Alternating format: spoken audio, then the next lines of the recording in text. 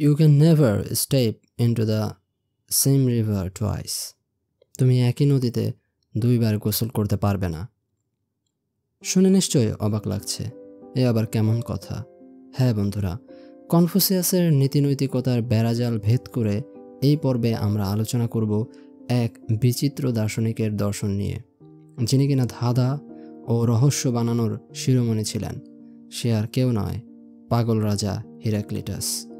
এই পর্বে তারই কিছু বিচিত্র ধারণা নিয়ে আপনাদেরকে যথাসাধ্য জানানোর চেষ্টা করব। তাহলে চলুন আর দেরি না করে শুরু করা যাক। হিরাক্লিটাসের জন্ম হয় খ্রিস্টপূর্ব 535 সালে। তিনি এশিয়া মাইনর অঞ্চলের অত্যন্ত গুরুত্বপূর্ণ শহর এফিসাসে বসবাস করতেন। তার জীবন সম্পর্কে আমরা তেমন কিছু জানতে পারি না। তার নিজস্ব কিছু ছড়ানো ছিটানো কথা, বিভিন্ন জীবনীকারদের বরাত দিয়ে আমরা তার সম্পর্কে ও দর্শনের ব্যাপারে জানতে পারি। প্লেটো যদিও ভাবতেন তিনি পারমোনাইডিসের পরবর্তীতে আসা ব্যক্তি, তথাপি মনে হয় পারমোনাইডিসেরও পূর্বকের ব্যক্তি ছিলেন হিরাক্লিটাস। কেননা পারমোনাইডিসের কতগুলো লেখায় তার সম্পর্কে উল্লেখ পাওয়া যায়। হিরাক্লিটাস তখনকার সময়ে ও তার অতীতে থাকা অনেক দার্শনিকদের দার্শনিক দৃষ্টিভঙ্গির সমালোচনা করেছেন। হিরাক্লিটাস পিথাগোরাস, জেনোফিনিস, এমনকি পুরাণ স্রষ্টা হোমার ও হেসিওডেরও সমালোচনা করেছেন। তার ব্যাপারে যতদূর জানা যায় তিনি ছিলেন রাজবংশীয় লোক। সে সূত্রে তিনি ছিলেন রাজা। রাজা হবার পরেও জীবন সম্পর্কে তার ছিল বিচিত্র দৃষ্টিভঙ্গি। তিনি সবসময় হেয়ালি ও ধাঁধা করে কথাবার্তা বলতেন। তার দর্শনের মূল প্রতিপাদ্য কতগুলো বিষয় হলো: এই জগতে বৈপরীত্যের প্রয়োজনীয়তা, গতিশীলতা, পরিবর্তনশীলতা এবং সমস্ত বৈপরীত্যে সমন্বিত হয়ে একটি উৎসে গিয়ে মিশে গেছে ও ভারসাম্য রক্ষা করে চলছে, যাকে তিনি বলেছেন লোগোস, যা চিরন্তন। হিরাক্লিটাসের মৃত্যু হয় 475 খ্রিস্টপূর্বাব্দে। এই পর্যায়ে আমরা তারই এসব দার্শনিক দিকগুলো বিস্তৃতভাবে বোঝার চেষ্টা করব। জগতে বিপরীতের ভূমিকা। হিরাক্লিটাস মনে করতেন যে জগতে বিপরীত বিষয়ের অস্তিত্ব ও প্রয়োজনীয়তা রয়েছে। দিনের বিপরীতে রাত, সুখের বিপরীতে দুঃখ, গরমের বিপরীতে ঠান্ডা, এসব রয়েছে। এই জগৎ যা আমরা দেখি তা হলো একটির সাথে আরেকটির বিপরীতের তুলনা করে। তিনি মনে করতেন যে এই বিপরীতের মাঝে সবসময় টানাপোড়েন, গতিশীলতা ঘটেই চলেছে, যার কারণে আমরা দেখতে পাই যে কিভাবে দিনকে আচ্ছন্ন করে রাত নেমে আসে, আবার রাতের আধার কেটে গিয়ে কিভাবে দিন নেমে আসে। তাই হিরাক্লিটাস জগৎকে পর্যবেক্ষণ করে এর বৈপরীত্যের কথা বলেন। কিন্তু শুধু বৈপরীত্যের এই ক্রমাগত সংঘর্ষই কি সব, নাকি এর কোনো যোগসূত্র রয়েছে যা থেকে এগুলো উৎপন্ন হয়, তা আমরা হিরাক্লিটাসের লোগোসের ধারণায় খুঁজে পাব। লোগোসের ধারণা। হিরাক্লিটাস ভাবতেন যে এই জগতে যা কিছু অস্তিত্বমান হয়েছে তা সেই লোগোস থেকে আগত। একে তিনি মহাজাগতিক সূত্র, কসমিক ল বলেও আখ্যা দিয়েছেন। এই যে আমরা কিছুক্ষণ আগে বিপরীতের ব্যাপারে আলোচনা করলাম, তা লোগোসের দ্বারা একে অপরকে ব্যালেন্স করে করে সামনে অগ্রসর হতে থাকে ও এই মহাবিশ্বের পরম ঐক্যে গিয়ে পৌঁছায়, যাকে আমরা হিরাক্লিটাসের একক দ্রব্যগত ধারণা হিসেবে বলতে পারি। হিরাক্লিটাসের মতে এই জগতের যত বৈপরীত্য রয়েছে, এই সব কিছু লোগোস দ্বারা ব্যালেন্স হয় ও এভাবে তিনি একক দ্রব্য থেকে সব কিছুর সৃষ্টি বা উৎপত্তির কথা বলেন। তবে সব কিছু লোগোস থেকে আসলে কি হবে? জগতে আমরা দেখতে পাই যে অবিরামভাবে দুটি বস্তু বা বিষয়ের মধ্যে সংঘর্ষ লেগেই চলেছে। দিন রাতকে ছাপিয়ে যাচ্ছে, রাত দিনকে ছাপিয়ে যাচ্ছে, গরম একটু পর ঠান্ডা হচ্ছে, ঠান্ডা আবার গরম হয়ে যাচ্ছে। এই যে অনবরত বৈপরীত্যের যে গতিময়তা, তা থেকে হিরাক্লিটাস বলেন জগৎ গতিশীল তথা প্রবাহমান। সবকিছুই প্রবাহমান। সবকিছুই যে প্রবাহমান, গতিশীল, তা বলতে গিয়ে হিরাক্লিটাস সুন্দর একটি চিত্র আমাদের সামনে তুলে ধরেন। তিনি বলেন, তুমি একই নদীতে কখনো দুইবার গোসল করতে পারবে না। এর মানে হলো একবার গোসলের পর তুমি যেই পানিতে গোসল দিলে সেটি বৈপরীত্যের ধারা অনুযায়ী পরিবর্তিত হয়ে যায়।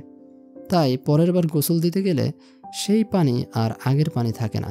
জগৎ এতটাই গতিশীল, পরিবর্তনশীল ও প্রবাহমান। এটার উপর জোর প্রদান করতে গিয়ে হিরাক্লিটাস বলেন, there is nothing permanent except change, অর্থাৎ পরিবর্তনশীলতা একমাত্র এটা ছাড়া কোনো কিছুই স্থিতিশীল নয়। এজন্য হিরাক্লিটাসের কথা মেনে নিলে সব কিছুই সজীব ও নতুন, কেননা একটার পর একটা প্রবাহমান ধারা বয়েই চলেছে। তাই কোনো কিছুকে অতীতের সাথে যুক্ত করে পুরাতন বলা যায় না, বরং সব কিছু সজীব ও প্রাণবন্ত। তার এ মতের বিপরীতে একটা মজার উপহাসমূলক খণ্ডন রয়েছে। উপহাসটি এরকম: হিরাক্লিটাস তো বলেছেন যে সব কিছুই নাকি গতিশীল, প্রবাহমান, তুমি একই নদীতে গোসল করতে পারবে না, ইত্যাদি ইত্যাদি। তাই এগুলো বেশ ভালো কথা। এখন সব কিছু যদি গতিশীল ও পরিবর্তনশীল হয়, তাহলে আমি যে হিরাক্লিটাসের টাকা 4 মাস আগে ধার নিয়েছিলাম তা তো নিয়ম অনুসারে পাল্টে গেছে। তাহলে এখন হিরাক্লিটাস আমার কাছ থেকে ওই গত হয়ে যাওয়া ধারের টাকা পাবেন না। দেখুন অবস্থা, হিরাক্লিটাসের দর্শনের কি হাল করেছে এই উপহাসখানা। যাই হোক, দর্শনের জগতে একে অন্যের দর্শন নিয়ে আরও মজার মজার বাদানুবাদ রয়েছে, যা আমরা এই কোর্সটি অগ্রসরের সাথে সাথে আলোচনা করব। হিরাক্লিটাস তার ঐক্যের ধারণা দিতে গিয়ে আগুনকে প্রতীক হিসেবে ব্যবহার করেন। তার পূর্বেকার দার্শনিকরা কেউ কেউ যেমন পানি, বায়ু এসবকে জগতের আদি উপাদান হিসেবে বেছে নিয়েছিলেন, তিনি তার পরিবর্তে আগুনকেই বেছে নিলেন। আমরা এখন এই ব্যাপারে কিছু জানার চেষ্টা করব। আগুনই হলো জগতের আদি উপাদান। থেলিসের মতে জগতের আদি উপাদান ছিল পানি, অ্যানাক্সিমেনিসের ছিল বায়ু, আর হিরাক্লিটাস শেষমেশ আগুনকেই বেছে নিলেন তার দর্শনের প্রতীক হিসেবে। হিরাক্লিটাসের পূর্ববর্তী দার্শনিকদের সময়ে প্রকৃতি পর্যবেক্ষণের মাধ্যমে দর্শনের যাত্রা হয়েছিল। তখনকার সময়ে ধারণা ছিল যে বস্তু থেকে বস্তুর উদ্ভব হয়। তাই কেউ এই পানি কিংবা বায়ুকেই এই জগতের আদি উপাদান তথা মূল কেন্দ্রবিন্দু বলে ঘোষণা দেন। এছাড়া তাদের দর্শনও ছিল সজীব জড়বাদী দর্শন, অর্থাৎ প্রতিটি বস্তুর মাঝেই রয়েছে প্রাণ।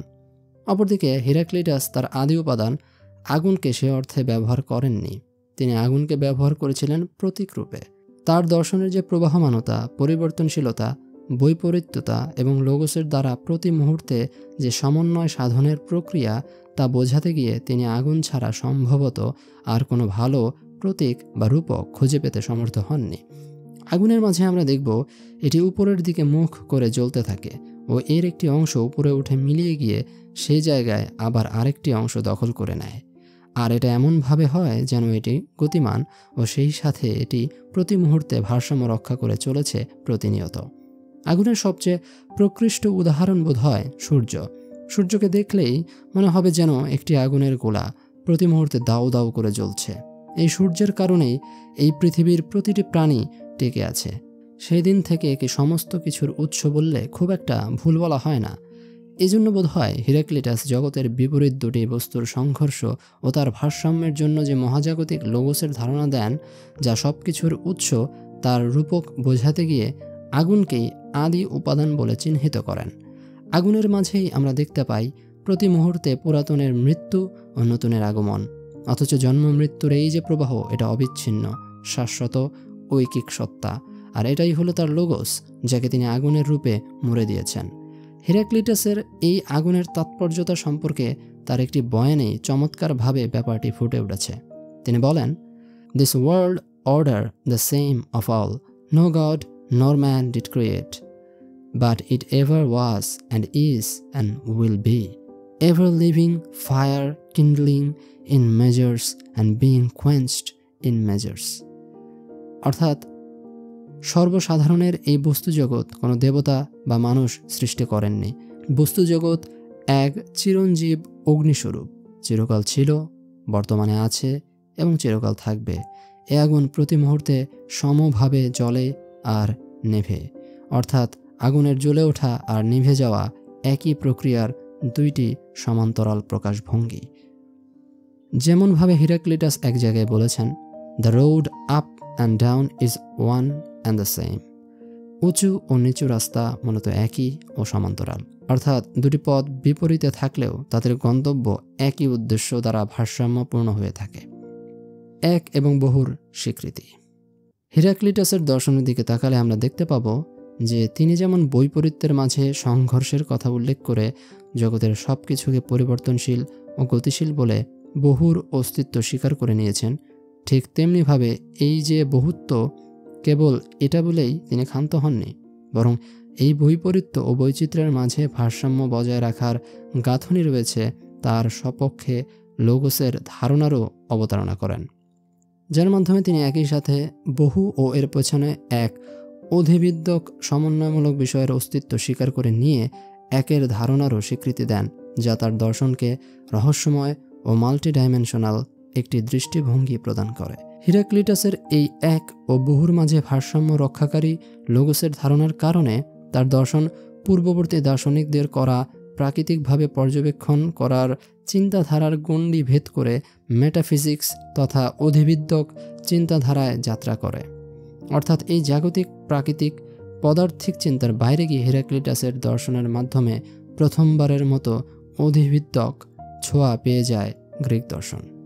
হিরাক্লিটাসের এই গতিশীলতা, পরিবর্তনশীলতা এসব ধারণার সাথে আমাদের পূর্বে আলোচনা করা বুদ্ধ দর্শনের অনিত্যবাদের সাথে মিল লক্ষ্য করা যায়। তারপরও এই দুজনের ধারণার সাথে বেশ পার্থক্য রয়েছে। বুদ্ধ বলেন, এ জগতের সব কিছু ক্ষণস্থায়ী, কোনো কিছু স্থায়ী নয়। এটাকে আবার ক্ষণিকবাদও বলা হয়, অর্থাৎ প্রতিটি জিনিসই সময়ের অতি ক্ষুদ্র ভাগ পর্যন্ত স্থায়ী হয়, কিন্তু পরক্ষণ আসতে না আসতেই তার মৃত্যু হয়। এভাবে প্রতিটি বস্তুর মাঝে জন্ম ও মৃত্যুর খেলা চলতে থাকে, আর এটা এত দ্রুত হয় যে আমরা আসলে তা সহসা ধরতে পারি না, যা আমাদের অজ্ঞানতার কারণ। বুদ্ধের মতে তাই সকল কিছুই যেহেতু ক্ষণকালব্যাপী স্থায়ী হয়ে আবার মারা যাচ্ছে, তাহলে সেখানে কোনো স্থায়িত্বের কথা চিন্তা করা যায় না। কেবল এতটুকু বলে তিনি আর এগুলেন না। অপরদিকে হিরাক্লিটাস তার মতো করে এই পরিবর্তনশীলতা ও গতিশীলতার ধারণা দেন। তিনি বলেন, জগতে প্রতিটি বস্তুরই বিপরীত একটি অংশ রয়েছে, আর প্রতিটি সময় এই দুটির মাঝে একটা সংঘর্ষ ঘটে চলে, যার ফলে পৃথিবী গতিশীল থাকে। কিন্তু তিনি বুদ্ধের মতো কেবল গতিশীল বলেই ক্ষান্ত হননি। তিনি এর মাঝে তৃতীয় একটি মৌলনীতি খুঁজে বের করতে চেয়েছেন, যার দ্বারা এই সকল বৈপরীত্যের মাঝে ভারসাম্য রক্ষা হবে। আর এটাকেই তিনি লোগোস বলে এ দান্দিকতার সমন্বয় ঘটালেন এক পরম ঐক্যের ধারণার মাধ্যমে। প্রাচীন দান্দিক বস্তুবাদের পথিকৃৎ। হিরাক্লিটাসকে দান্দিক বস্তুবাদের প্রাচীন পথিকৃৎ হিসেবে গণ্য করা যেতে পারে, কেননা তিনি যেভাবে বস্তুগত জগতের পরস্পর বিপরীত দুটি জিনিসের মাঝে সংঘর্ষ থেকে গতিশীলতা, পরিবর্তনশীলতার কথা বলে এর মধ্যে একটা ভারসাম্য নামক উপাদানের কথা উল্লেখ করেন, তার ছায়া আমরা পরবর্তীতে গিয়ে প্লেটোর দান্দিক পদ্ধতি, হেগেলের দান্দিক ভাববাদ, মার্কসের দান্দিক বস্তুবাদ এবং পরবর্তীতে এর আরও বিকশিত ধারার সন্ধান পাব। হিরাক্লিটাসের দর্শনে এই যে সংঘর্ষ বা প্রতি মুহূর্তে দুটি বস্তুর মাঝে যে একটা যুদ্ধ ভাবের অবস্থা, যার কারণে জগৎ গতিশীল থাকছে, তাকে তিনি অবশ্যম্ভাবী বলে মনে করেন। তার মতে যুদ্ধ না থাকলে এ জগৎ টিকে থাকবে না। তাই যুদ্ধ, সংঘর্ষ একটি অতি প্রয়োজনীয় জিনিস। যুদ্ধই হলো সকল কিছুর জননী। এজন্য তিনি তার পূর্ববর্তী বিখ্যাত সব কবি, সাহিত্যিকদের সমালোচনা করেন, যাদের মধ্যে উল্লেখযোগ্য একজন হলেন হোমার। কেননা হোমার তার কাব্যের মধ্য দিয়ে ঈশ্বরের কাছে যুদ্ধের নাশ চেয়ে শান্তির প্রার্থনা করেছিলেন। কিন্তু হিরাক্লিটাস এটাকে তীব্র সমালোচনা করে বলেন যে এরা যুদ্ধ শেষ হয়ে যাবার মধ্য দিয়ে জগৎকে ধ্বংসের মুখে ঠেলে দিতে চায়। তিনি হোমারকে নিয়ে অন্যত্র মন্তব্য করেন, হোমার বুঝতে পারেননি যে তিনি জগতের ধ্বংসের কামনা করছেন। তার প্রার্থনা চরিতার্থ হলে সব কিছু শেষ হয়ে যাবে। হোমারকে চাবুক মারা উচিত। যুদ্ধ নিয়ে হিরাক্লিটাস আরও বলেন, War is the father of all and king of all, who manifested some as gods and some as men, who made some slaves and some free men. অর্থাৎ যুদ্ধ সকলের পিতা, সকলের প্রভু। যুদ্ধই দেবতা ও মানুষ সৃষ্টি করেছে, স্বাধীন মানুষ ও দাসদের সৃষ্টি করেছে। যদিও হিরাক্লিটাস অ্যারিস্টটলের পূর্ববর্তী ছিলেন, তবুও তাদের মধ্যে সাক্ষাৎ ঘটিয়ে একটি চমৎকার গল্পের অবতারণা করা হয়েছে, যা বেশ অনুপ্রেরণাদায়ক। গল্প তো গল্পই, এর সত্য মিথ্যা আর নাইবা যাচাই করলাম। গল্পটি এরকম: একদিন অ্যারিস্টটল জ্ঞানতাত্ত্বিক খুব গভীর চিন্তা করতে করতে সমুদ্রের কিনার ধরে হাঁটছিলেন। হঠাৎ করে তিনি দেখতে পেলেন কে যেন সমুদ্রের কিনারে একটি চামচ নিয়ে একবার একটি গর্তের দিকে যাচ্ছে, আবার সেখান থেকে দৌড়ে সমুদ্রের দিকে যাচ্ছে। অ্যারিস্টটল ভাবলেন যে একটু কাছে গিয়ে এই অদ্ভুত ব্যাপারটা দেখে আসা যাক। তিনি কাছাকাছি গিয়ে যা দেখলেন তাতে তিনি হাসতে হাসতে কুটোকুটি হয়ে গেলেন। অ্যারিস্টটলের মতো গুরু গম্ভীর মানুষ যখন হেসে ওঠেন, তখন বলা বাহুল্য অদ্ভুত মজার একটা কিছু তিনি অবশ্যই দেখেছেন। তিনি কাছে গিয়ে যা দেখেছেন তা হলো এই: লোকটি একটি চামচ নিয়ে সমুদ্র থেকে পানি এনে একটা বড় গর্ত ভরার চেষ্টা করছে। এই আহাম্মুকি দেখে অ্যারিস্টটল লোকটিকে বললেন, তুমি যা করছো তা দিয়ে তুমি সারা জীবনেও এই গর্ত ভরাট করতে পারবে না, অন্ততপক্ষে একটা বালতি হলেও তো কথা ছিল। এই শুনে লোকটি বলে উঠল, আমি না হয় চামচ দিয়ে জল ভরতে গিয়ে একটা বোকামি করছে, তা তুমি তোমার চামচ সদৃশ্য মস্তিষ্ক দিয়ে কি ভরার চেষ্টা করছো? এটি শুনে তো অ্যারিস্টটলের আক্কেল গুরুম হয়ে গেল। আর যে লোকটি অ্যারিস্টটলের আক্কেল গুরুম করে দিলেন তিনি ছিলেন হিরাক্লিটাস। এ পর্যায়ে এসে হিরাক্লিটাসের দর্শনের গভীরতর অনুভব থেকে যদি কিছু বলতে হয় তাহলে বলা যায়, এই পৃথিবীর সব কিছুই গতিশীল ও এ কারণে কোনো কিছুকেই পুরনো বলার জো নেই। যেই নদীতে গোসল করতে গেলাম সেই নদীতে পুনরায় গোসল করতে গিয়ে দেখলাম সে পানি আর আগের পানিতে নেই, সবটাই বদলে গিয়ে নতুন নদীতে পরিণত হয়েছে। বস্তুত এটাকে আমরা যদি একটি দৃষ্টিভঙ্গিরূপে দেখি ও ধারণ করার একটি কল্পনা করি তাহলে একটি চমৎকার ম্যাজিক সৃষ্টি হবে আমাদের আচরণে। আমরা মানুষ হিসেবে আমাদের ভেতরে প্রতি সময় কিছু না কিছু ভাবের অবস্থার ওঠানামা হয়। সেই অনুযায়ী এক এক সময় এক এক ধরনের আবেগ, উচ্ছ্বাস এসব প্রকাশ পায়, যেমন রাগ, ঘৃণা, ক্রোধ, ভালোবাসা, দয়া, ক্ষমা ইত্যাদি। আমরা নিত্যদিনকার আচার আচরণে একজনের সাথে আরেকজনের যে ব্যবহার, সেখানে কেউ যদি কারো সাথে বিরূপ আচরণ করে থাকে তাহলে সেই আচরণের রেশ আমরা সহসা মন থেকে ফেলে দিতে পারি না, যার ফলে আবার সে ব্যক্তির সাথে দেখা হলে তার পরিবর্তিত অবস্থা বুঝে আচরণ করতে পারি না। অতীতে তার কাছ থেকে পাওয়া বিরূপ ব্যবহার বারবার এসে তাকে সেই পুরনো ব্যক্তি বানিয়ে আমাদের চোখের সামনে উপস্থাপন করে। এই অবস্থায় যদি আমরা হিরাক্লিটাসের মতকে অনুসরণ করি তাহলে আমরা যে মুহূর্তে লোকটি আমার সামনে যেমনটি রয়েছে তার সাথে আমি তেমনটি ব্যবহার করতে পারবো ও তার প্রতি নতুন সাক্ষাতে তাকে নতুনভাবে দেখার দৃষ্টি আমার খুলে যাবে। সে হয়তো আমায় এক সাক্ষাতে গাল দিয়েছে, হয়তো তার সব কিছু ঠিকঠাকভাবে চলছিল না, কিন্তু আরেক সাক্ষাতে যখন তার সাথে আমার দেখা হলো সে তো হাসি মুখেও থাকতে পারে, কেননা এতদিনে নিশ্চয়ই সেও পরিবর্তন হয়ে গিয়েছে আর আমিও পরিবর্তিত হয়ে গিয়েছি। এভাবে দুজন নতুন দুটি মন নিয়ে বার্তালাপ তো করা যেতেই পারে, কিন্তু দুঃখের বিষয় আমরা পুরনোকে আঁকড়ে ধরে থাকতে চাই। প্রতি মুহূর্তে জীবন স্রোতের নতুনত্বে গা ভাসিয়ে চলতে ভয় পাই। আমরা বুঝতে পারি না যে আমাদের চারপাশটা সবসময় আগের মতো থাকে না, প্রতি মুহূর্তে পরিবর্তিত হয়। আমি দেখতে সেই ছোট্ট শিশুটি নই যে এখনও হামাগুড়ি দিয়ে হাঁটে, সে এখন বড় হয়েছে ও এই বড় হওয়াটাও ক্রমাগত পরিবর্তনের ফলাফল। তাহলে সবাই যদি ক্রমাগত পরিবর্তনের স্রোতে চলে তাহলে আমরা আমাদের ভেতরে থাকা মানসিক আবেগজনিত অসুবিধাগুলোকে, গাছ যেমন তার পাতাগুলোকে ঝেড়ে ফেলে তেমনি করে সম্পূর্ণরূপে ঝেড়ে ফেলতে পারবো। এরকমভাবে আমরা শিশুদের মতো মন খুলে যেমন ঝগড়াও করতে পারবো তেমনি পর মুহূর্তেই হাসতে হাসতে একে অপরকে বুকে জড়িয়ে ধরতে পারবো। আমাদের প্রতি সাক্ষাৎ হয়ে উঠবে সজীবতায় ভরপুর। প্রেমিকের পাকা চুল, প্রেমিকার বয়সের ভারে কুঞ্চিত মুখাবয়বের মাঝেও আবিষ্কার করতে পারবো সেই শিশু মনের পরিষ্কার শুভ্রতা, বরং তার থেকেও পরিপক্ক শুভ্রতার। কেননা সেই শুভ্রতা যা শিশু মনের সাথে প্রজ্ঞাকেও ধারণ করে আছে, আর তা হলো নিত্য নতুন সজীব দৃষ্টিভঙ্গি, যেখানে কিছুই পুরনো নয়, সব কিছুই সদা নতুন, সদা গতিশীল। হিরাক্লিটাস নিয়ে এই পর্বটি এতটুকুই রইল। পরবর্তী পর্বে আমরা তার দর্শনেরই বিপরীত মতাদর্শধারী দার্শনিক পারমেনাইডিসের দর্শন নিয়ে আলোচনা করব, যিনি মনে করতেন গতিশীলতা আসল নয়, স্থিরতাই হলো আসল। তাই আগামী পর্ব দেখার আমন্ত্রণ জানিয়ে এই পর্বটি এখানেই শেষ করছি। অসংখ্য ধন্যবাদ।